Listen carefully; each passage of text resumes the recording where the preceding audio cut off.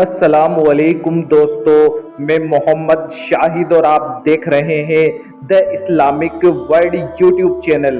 आज की इस वीडियो में हम आपको बताएंगे कि किस तरह से एक आदमी कब्र के अंदर गधा बन गया।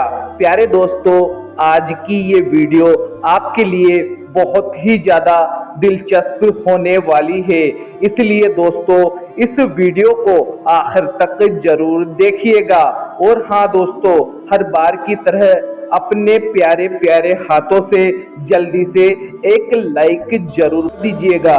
दोस्तों, एक शख्स ने बताया कि मैं किसी काम के सिलसिले में एक घने जंगल से होकर गुजर रहा था।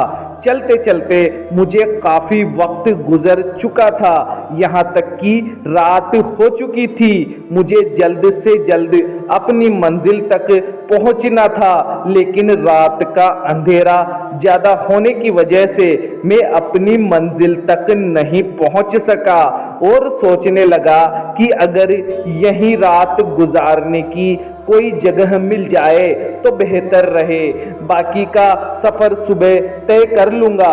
दोस्तों, वो शख्स जंगल में चारों तरफ रात गुजारने के लिए कोई अच्छा सा ठिकाना ढूंढने लगा। आखिरकार उसे जंगल के अंदर एक झोपड़ी नजर आती है और वो सोचने लगता है कि इस झोपड़ी के पास जाकर देखता हूँ। फिर वो शख्स उस झोपड़ी के करीब जाकर बाहर से आवाज देता है।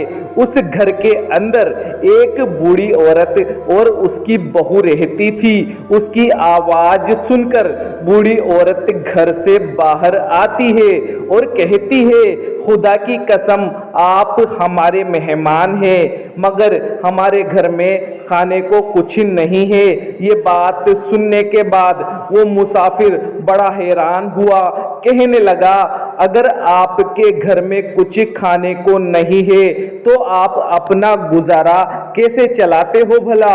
मुसाफिर की ये बात सुनकर वो बूढ़ी औरत कहती है, खुदा की कसम हम किसी से मांगते नहीं, मगर कोई मुसाफिर इधर से गुजरता है और उसे हमारे ऊपर रहम आ जाता है तो वो हमारे लिए यहाँ खाना छोड़कर चला जाता है। वो खाना हम 3-4 दिन खाते हैं और इसी तरह से हमारा गुजारा हो जाता है। यह बात सुनकर वो मुसाफिर बड़ा मायूस हो जाता है और वो यहाँ से थोड़ा दूर जाकर एक पेड़ के नीचे आराम करने लगता है। जैसे ही उसे थोड़ी सी नींद आने को हुई, उसे एक आवाज आनी शुरू हो जाती है। वो आवाज बड़ी डरावनी होती है। उस आवाज को सुनकर वो मुसाफिर बड़ा ही खौफ ज़दा हो जाता है। सारी रात उसे वो अजीब सी डरावनी आवाज आती रहती है कि कोई रो रहा हो। उसने ठान लिया कि वो जानकर रहेगा कि ये आवाज आखिर किसकी है। आखिरकार इतने भयानक जंगल में कौन रो रहा है? इसी भयानक आवाज के साए में किसी तरह वो रात गुजार लेता है। जब सुबह होती है तो वो उस आवाज के बारे में पता करने के लिए निकल जाता है। जिस तरफ से आवाज आ रही थी वो मुसाफिर उसी तरफ बढ़ने लगता है। थोड़ी दूर जाने पर उसे एक कब्र नजर आती है। वो देखता है कि वो कब्र आधी खुली हुई है और आधी बंद। जहां से कब्र खुली हुई थी वहां से एक गधे का सर नजर आ रहा है। वह पास जाकर के देखता है तो उसे पता चलता है कि यह कोई इंसान है, जिसका जिस्म तो इंसानी है लेकिन सर गधे का। वो मंजर देखने के बाद वो बहुत ज्यादा खौफजदा हो जाता है। वहां से भागकर वो झोपड़ी के करीब पहुंच जाता है।